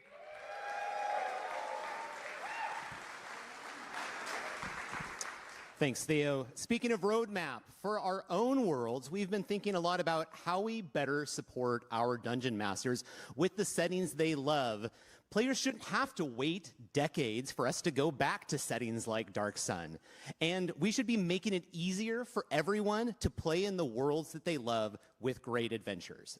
The problem has been we only have so many people on the D&D team, and supporting every one of these settings is a little challenging. So now, today, we are announcing 3 new partnerships in which we're bringing incredible studios on to create official content for D&D. Next year, we're going to return to Ravenloft and the Domains of Dread with an official book from Ghostfire Gaming. Wow. That's cool. Then, in 2028, Visionary Productions is going to deliver us a thrilling Eberron adventure featuring beloved villain, the Lord of Blades. Woo! And we can't wait for you to see what's being cooked up by Kobold Press as they go to the Forgotten Realms in 2028. Each book is going to be available both physically and digitally. Can we expect anything focused on Baldur's Gate?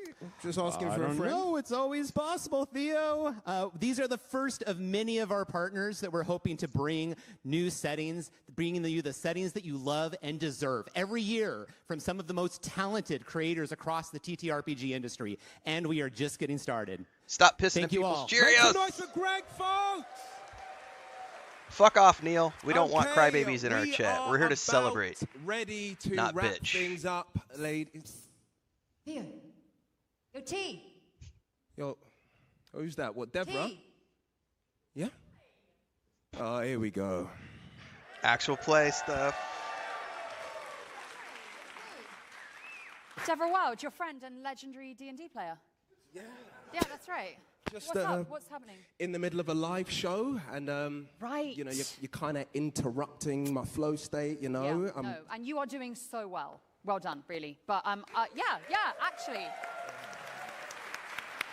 But I am here to talk about a little something called Dungeon Masters. Don't know if you've heard of it.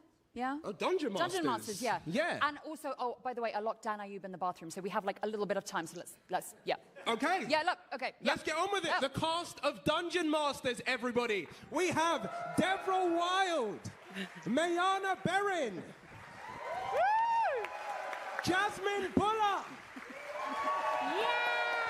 and Christian Navarro. Hi, everybody. Wait, where's Neil? Neil Newborn? Who? Did he not make it? Oh, Neil. Oh, right. I forgot to tell you guys. He's actually on a plane right now. But it's fine because we are here to bring him in spirit. Oh. Best Neil impression contest, go. Okay. Careful, I bite. Oh, careful, I Good, right? bite. Careful, I sail. England. Oh, that was good. What's up, Johnny? Thanks for That the was super good. chat. I like that one. I like that one. Oh wait, but sorry, Theo, I totally derailed us. We got the bit we got to do. Yeah. Hello, Gen Con 2026. Thank you so much for letting us invade your stage and for watching our little show. Thank you. Look, the teleprompter's gone. So, yeah, we have a show. It's on YouTube. Campaign 1, Campaign 2. You can all go watch it. And from all of us and everyone back there, thank you so much for all the love you're showing it. Yes. Hold on 1 second. This isn't on the script, but also, can we give it up for Jasmine Mueller, the best DM on the face of the Make some planet? noise for Jasmine, people. Woo! Yeah, thanks, If you Johnny. want to keep the love going, we will be performing live on this stage on Saturday night, so we will see you there or live on YouTube with the stream. Oh, speaking of Saturday, Theo. So we actually have a spot open at the table, and we might have a spot open for the next 2 campaigns. Oh, is this what we did? Did you bring it? Oh my God. Oh God. Okay. What are they going to do? So okay. Okay. So Theo, like we rehearsed. Okay, you ready? I'm ready. Okay. What if he says no? It's okay. Let's stretch. Theo, would you do us the honor and make us the happiest nerds on earth by playing some D&D with us? I will. Nice. So they're gonna bring Will into the scene as well. We've got you for 2 campaigns, Theo. And you know what? You're going to be so happy you said yes, and you might want to download World of Warcraft because we're going to Azeroth! Yeah, they're starting their live action on the 23rd, I think. And they're going to do a live finish out the series. year, we'll be taking some very familiar faces to Icewind Dale. Ooh, Icewind mysterious. Dale. That's mysterious icy wind. That's the wind. I might yeah. have to watch that one And all the fur. in all of its hey, details. hey, I hey, love hey, Icewind Dale. When's that kicking off? Good looking bunch. Yeah. Oh, guys, I is he think coming? Dan's unlocked. Oh, Dan, you locked him in. Oh, shit! Run! All right. Always up to mischief. I'll have to watch the Icewind Dale adventure. Always up to mischief. I've only caught What do you clips think, Gen and Con? parts of episodes up until this point. Well, fucking cool, all right? All right, big finish. Let's bring the roadmap back up. Yeah, That that's was your line. really cool.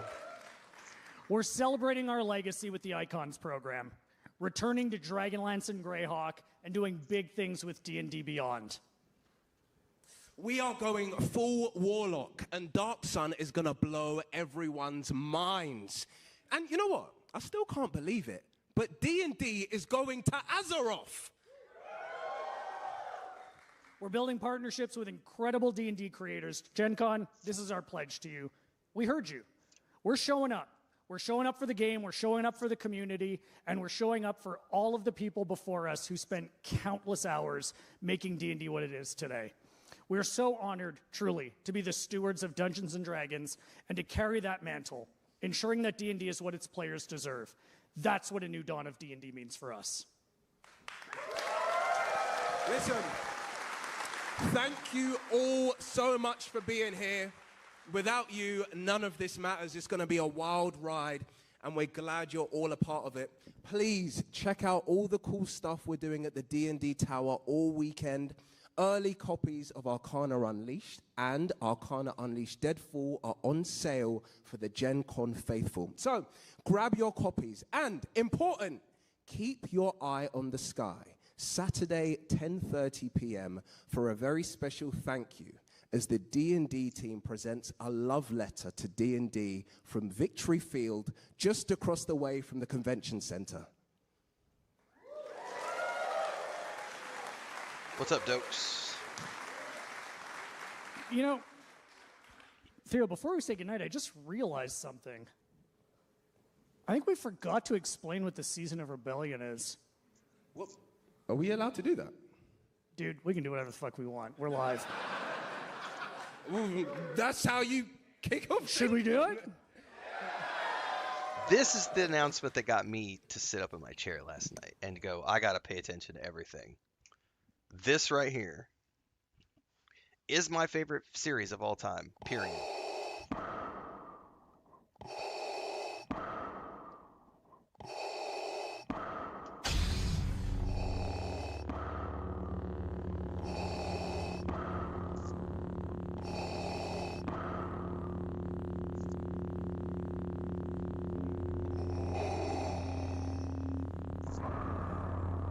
I'm down, man. Star Wars and D&D.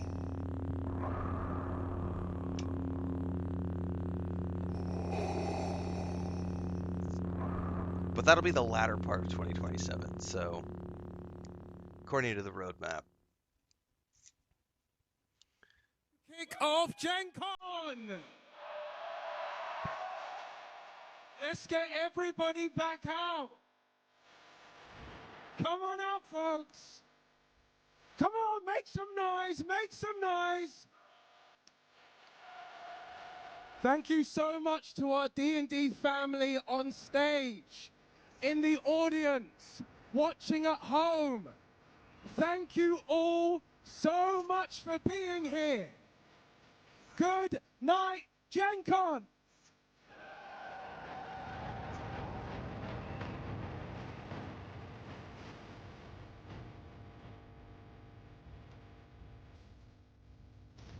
Well, that was cool. Let's go back to the roadmap really quick.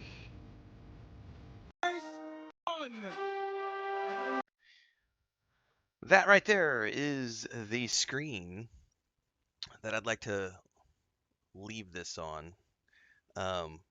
So I think now is the best time to be a Dungeons & Dragons fan.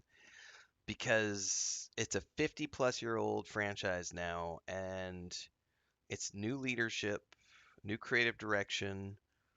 They're doing lots of interesting new things beyond the Forgotten Realms, starting with, we got World of Warcraft, Dark Sun, Sword and Sorcery, Star Wars, and then those three standalone things. They've got a Ravenloft adventure, a Forgotten Realms adventure, and what's the other one? Eberron, which is another one of the settings that hasn't been used since, oh man, since maybe the very, very beginning. I don't remember where Eberron fit. Was Eberron was it after Greyhawk but before Dragonlance? Eberron was in there somewhere in the early days. Um, so there's a lot of really cool D&D stuff. I'm in the middle of, now that I'm into August and we're getting all this new stuff. I'm going to be getting back into Dungeons and Dragons in some way, shape, or form. I got to get all the new books so that I can get up to speed on all the rules. I'm going to get hooked up with D&D Beyond and start researching all those tools. Stay tuned to this space. We haven't done anything tabletop related on my channel for 3 years. That's going to change with all this announcements. I've already been in discussions with my brother since last night. There will be stuff happening, so stay tuned. This is all tabletop. Yep, 100%. All this is tabletop. So but it's not just about sitting down at the table. D&D Beyond, with their virtual tabletop program, offers lots of creative tools. There's lots of creative ways to play. I was just talking early in the stream about doing a 2-camera setup, so I can have one camera on me and another camera top down to show dice rolls and show all the things that are happening, whether I'm playing as a player or DMing a campaign. We're going to do something related to an actual play series probably next year. I don't know if I'll do it this year, but I got to get up to speed with all the things. I talked with my brother about maybe doing the World of Warcraft setting with the kids because they both know the game, his son in particular. But I'm going to be getting back into D&D and in some way, shape, or form. Definitely expect to see the Star Wars stuff happening here on my channel. But the Greyhawk thing, I'm not really interested in Dark Sun that much. I'm not. The setting never really appealed to me that much. But Greyhawk, I remember loving, and I definitely am going to want to get involved with the Greyhawk stuff and the Star Wars stuff, which is going to be next year. But there's a chance I might do something live around the World of Warcraft stuff this winter as well. You never know. I got to talk to my brother more about that stuff. Yeah, the only non-tabletop thing they talked about was the Warlock game with Trisha Helfer, which I think is 2028. I don't even think that's a next year thing. We'll see. Definitely, I want to watch the Icewind Dale campaign that they're going to be running for the actual play series that they've got going on. So I gotta research that and figure out when it airs. Everything else, I don't know. I gotta look at that because I would like to start doing reaction content around that and watching that series. I love Icewind Dale. It's like one of my favorite regions in the Forgotten Realms, and it's not nearly covered enough because they always want to do like Waterdeep and Baldur's Gate, and I'm like, just go back to 10 Towns. Like, I want to see more Icewind Dale. So yeah, but the Warcraft game comes out it goes into early access in November, and I was checking out here. Let's go look at this earlier. Hang on, because we're here and we were talking about this before. That's the trailer. Somewhere in here is the collector's edition is pretty fucking dope. Bring adventure to the table of the D&D World of Warcraft Collector's Edition Ultimate Bundle, a new gameplay expansion set in the legendary world of Azeroth. This collector's edition bundle includes a special limited edition physical slipcase with foil and sculpted cover treatments to 2 of the factions. So you get a Horde book and the Horde book and the Alliance book. You get the digital access to everything. The Ice Crown Citadel Adventure map pack, the physical DM screen, an Icy Throne digital dice set, as well as some other stuff that's related to the digital stuff, and some tie-in stuff if you're going to be playing World of Warcraft, which I'm not playing anymore, but that's... so there's physical and digital stuff associated with that. which is really cool. And that's to start off. And they are doing the actual play series is kicking off on the 23rd. Is that they talk about that here? Dark Suns, because their team, yeah, the Dungeon Master group, they're going into season 3, which is going to be Icewind Dale, but they're also doing the Azeroth thing. I think the date was September 23rd. I don't remember where I saw that at. I thought it was somewhere here on the main website. Learn more. Yeah, here it is. Starting September 23rd, they're going to be doing a campaign in Azeroth using all of the stuff from the new campaign kit. Um, yeah, I will probably watch that at the very least. I don't know if I'm going to go all in and get the collector's edition or not, but it is available for people who want to dive in. Um, there's lots of cool stuff. So more to come. I'll talk about it more as I decide. I'm going to be spending the next week or so really diving in and investigating and figure out uh, what I'm doing. But I haven't played in a few years. So like I said, the last time I played was when we did the Starfinder actual play series here on my channel. I think that was before we were multi-streaming, so I only did that on YouTube. So if you want to look that up, you can. It was Babylonia, Gila, um, I forget who else was involved with that. Mujin. There's 3 or 4 of them, and then I DM'd it. We did the first campaign module for Starfinder, and then before that, my wife, myself, my brother ran an actual play session for our world, the campaign setting that we sold, which is a 5th edition supplement, and the DM's guide and everything else. That was the project that we worked on with the first novel that got published, the point-and-click adventure game. And then before that, we did an actual play session for the Mines of Phandelver from the official Forgotten Realms series. That was also an actual play series. We're going back to the roots of my channel, everybody. The roots of my channel, we did a lot of tabletop stuff because I was deep into developing a tabletop with my wife and my brother. And so we were doing a lot of that stuff in the early days of this channel, and I haven't for a few years. But this has got me inspired. This whole vision keynote made me go, I definitely got to get back to having some tabletop on the channel, even if it's just like a once a week thing. So expect to see something happening. The wheels are churning. The creative juices are flowing. There's a lot of things for me to get caught up on. I am going to get the new rule books over this fall and start to, get myself back into the latest version of the rules to understand how it works and put together some sort of a actual play session. I got to think of how that works though, because anybody who's been around for my channel for a while remembers that I complain about one of the things. Um, eh, when you try to get people together for a long-term commitment, everybody's going to have stuff that creeps up, and I don't have patience for for people who can't show up to things, and so I got to come up with a creative way to run if I'm going to be the person running it, then I got to come up with a creative way to be able to accommodate people ducking in and ducking out with their characters, because yeah, it's hard to find people who can commit like Critical Role does, where they show up every single week, rain, snow, sleet, or shine, and don't get sick, and don't have you get yeah. We're gonna find a way to make it work. Stay tuned for more.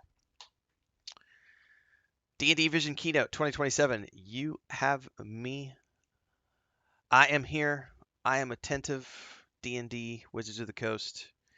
I'm excited, especially for the Star Wars stuff and Greyhawk and everything else. The Dragonlance is my number one most excited thing. They noticed though that the Dragonlance is not on the schedule. So this is the thing with Dragonlance is the thing that I'm most excited about above and beyond Star Wars is Dragonlance. Dragonlance is not on their 2027 release schedule, so Dragonlance is probably going to be a 2028 thing, or the more to come. Who knows what it's going to look like? But um, Dragon, I would sell my firstborn for Dragonlance. I don't have a firstborn, but I would I would, yeah. I'm a big fan. All right, guys, I gotta go head out. I need to. I got some more sponsored content I gotta push out for the Expanse, courtesy of Owlcat Games. So if you're not already following along on Instagram and TikTok and everywhere else, um, I'm gonna be pushing out some more sponsored content for that today and over the next couple of days. Stay tuned for that. We'll be back later today. But right now, I gotta go because one of the things I'm doing right now is we're in the middle of recording a bunch of footage for Star Wars Zero Company, courtesy of Lucasfilm Games, EA Star Wars, and Bit Reactor. Thanks to them for getting me over a preview copy of that. I am recording lots of footage. I've already uploaded 5 videos. I've got more coming. The embargo goes down on the 11th of August. I'm allowed to say all of those things. I just can't share anything yet, so you'll have to stay tuned. I can't wait to share all the stuff with you. Star Wars Zero Company is the next project. It's one of the things we're going to be doing in the month of August, so I'm busy recording footage for that on a daily basis, and that's what I'm doing in the morning slots from like 9 a.m. until noon. But I got to go get a workout in before I do that. So stay tuned, everybody. We'll be back later today for Twitch only. At the moment, we're doing that experiment. We'll be playing some more Grand Theft Auto 5, maybe some Final Fantasy 7. We'll see how the day goes, but I'll be back early afternoon for our Twitch stream. And we'll probably do some more news like this where I'm multi-streaming the news. Stay tuned for that. As always, YouTube, Twitch, Kick, TikTok. Main channel is YouTube. Get over there. Don't forget the Discord. Everything in between happens there and on the socials. I will see everybody in the next one. Thanks for being here. Have a great rest of your day.